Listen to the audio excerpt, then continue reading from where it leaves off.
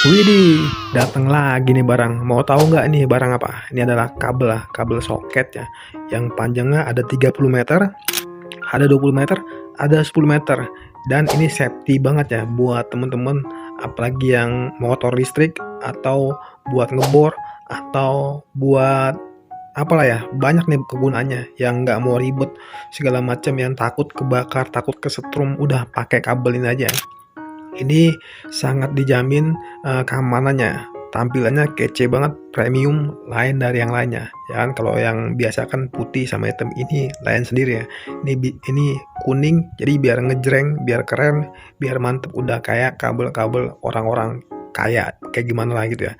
Jadi ini harga murah banget ya, coba deh dicek out di Keranjang Link, harganya tuh dari 50 ribuan aja ya kan, udah dapet colokan soket seperti ini. Jadi kapan lagi teman-teman punya barang seperti ini?